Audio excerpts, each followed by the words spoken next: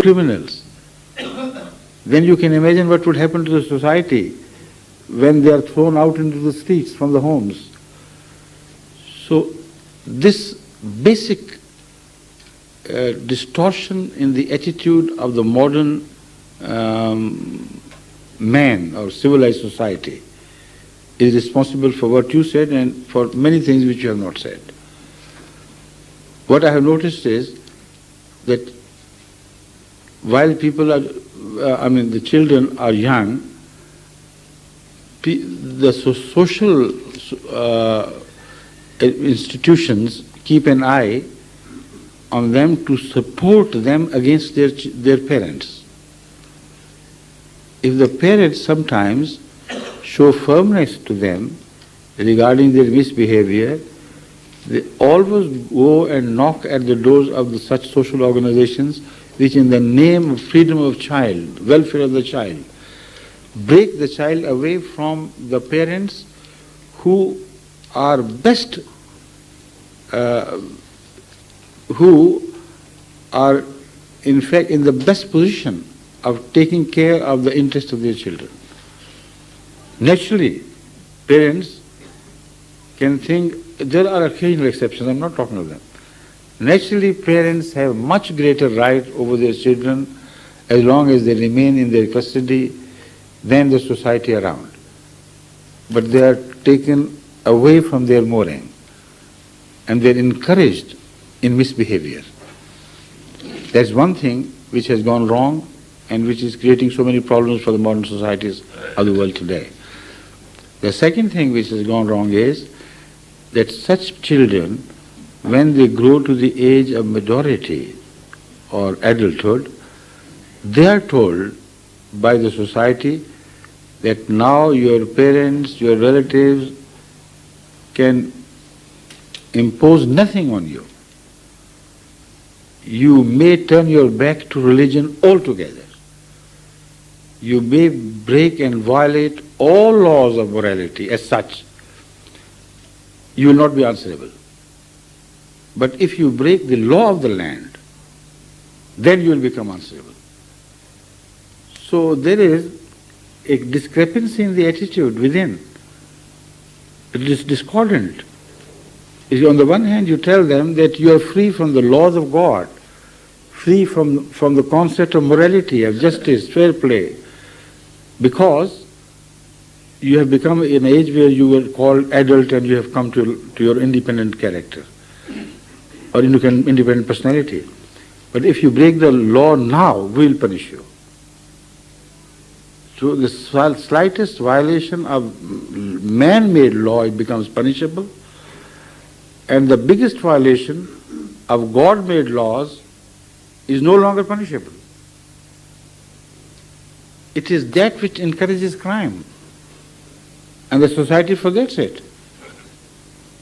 If people are not mindful of the moral laws of religions and they are encouraged in breaking them, how can they respect the man-made laws in reality?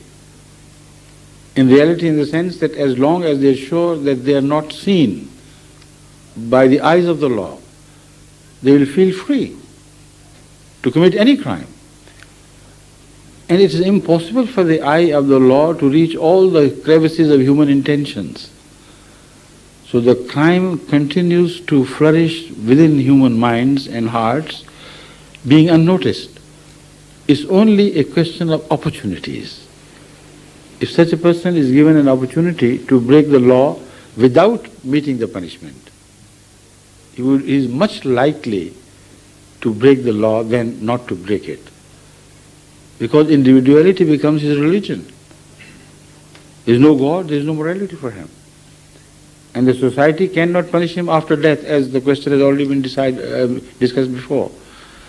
So these are the issues to which the society should pay more attention seriously, not only in England but in Germany, everywhere else in fact, in every country of the world. And child abuse is just a small branch of this madness in human affairs which is being promoted by civilization itself.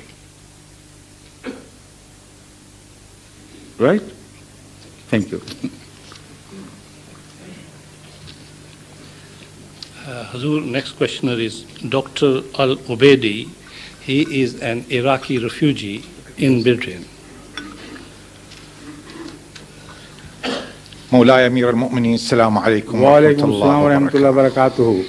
He introduced you as an Iraqi refugee. I am indeed, Maulai. I've been living in this country for almost 10 years and we have been granted refugee status here. Are you a Kurd originally? My father is Kurd, Shi'i, and my mother is So these Arab. are the factors which I understand now. Yes, Yes, Maulai. And that's, I am so delighted that I have joined the Ahmadiyya Jama'at recently. MashaAllah. Already you have done it. I am, alhamdulillah. Ahlan wa sahlan wa marhaba. Thank you very much indeed, Maulai. I have a question to Your Highness and Your Holiness, and I have a request as well. See, when you address me, you don't have to say Your Highness or Holiness. I am just an ordinary human being. You are my brother. Yes, that's right. That's much better. Yes, please.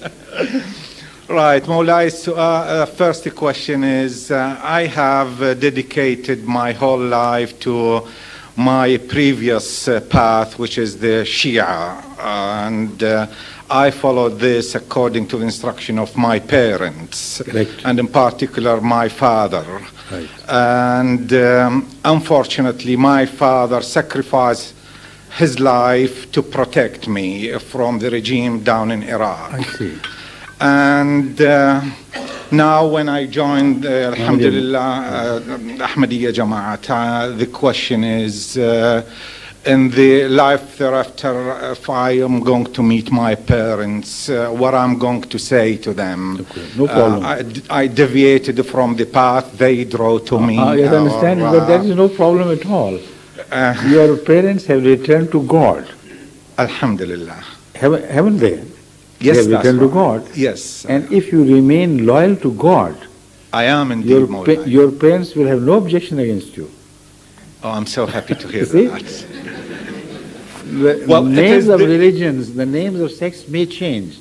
They're just titles. The spirit always remains the same. Every religion must be dedicated to the unity of God and must teach obedience to Him, not to the religious divines of the world. As such, our obedience is to God even when we follow prophets. That's right. We do not follow any prophet because of his being holy. We follow him only when we understand that God has appointed him. So loyalties in religions are always directed towards God. So by becoming an Ahmadi, mashallah, you will help the spirit of your parents, which spirit extracted from you, extracted I said, got from you a promise to serve the cause of Shiaism. Yes. But what they had in mind was the cause of God. It is indeed, Maulai. Right? Right, Thank yes. you. My request now, if you allow me, Please I do. have been suffering with my family here in this country, my wife and 2 children, over the last 12 years, having a daughter who was born with the most complicated congenital heart defects ever. Heart defects ever diagnosed by cardiologists. Is that right? Bihamdillah, she was treated in the United States recently. She had 5 heart operations, and she's still not very well. What was the disease? Was it the absence of the separating diaphragm? That's one part. It's more complicated than the what more is called tetralogy of Fallot, actually. Her treatment was unavailable here in this country. So, alhamdulillah, she is feeling a little bit better. So, my request is your prayer for her cure.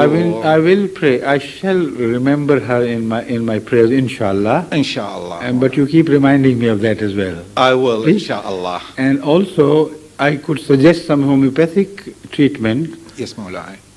In addition to whatever treatment she is having from Yes, allopathy. she's having some other treatment. Let her continue with that. Yes, Maulai. But also have an additional homeopathic treatment from me, which I know does help such heart patients. Inshallah. Thank you. Thank you very much, Maulai.